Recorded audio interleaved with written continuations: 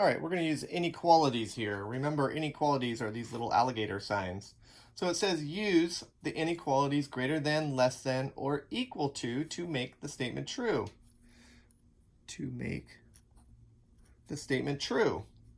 Now, I always observe these numbers for their most basic parts to see which direction I'm going to go here. What I notice about both of these numbers is they both have a negative sign. So in my brain, I'm starting to think about, okay, what kind of negative number is the biggest number?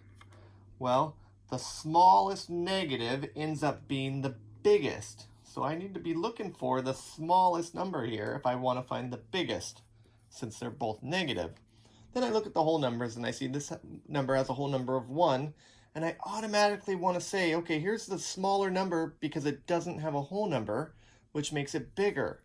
But the problem is, this is a trickier number because it's an improper fraction. And hopefully you recall that improper fractions actually have whole numbers. To find out the whole number here, I need to divide. So I'm going to take the 7, the numerator, and divide it by the denominator because fractions are just division problems. So 5 goes into 7 one time. Subtract -2, put a decimal because I need to keep dividing here. I don't have a 0 as my remainder yet. Bring down this 0. 5 goes into 20 4 times. 5 times 4 is 20. Subtract, I got a 0. Now I'm done with the division. But please don't forget to put that decimal straight up. So we have a -1 and 33 hundredths and a -1 and 4/10. They're both very similar numbers. Now I'm missing a placeholder, or missing a digit here in the hundredth spot for this number, so I'm going to put a placeholder there just to help me out.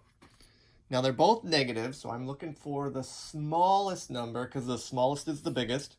They both have a 1 in the ones place, so that doesn't help me. They're both the same. In the 10th spot, however, we have a 3 and a 4. Now I can see which number is the smallest, because the smallest is the biggest. Hopefully that helps. Good luck with your answer.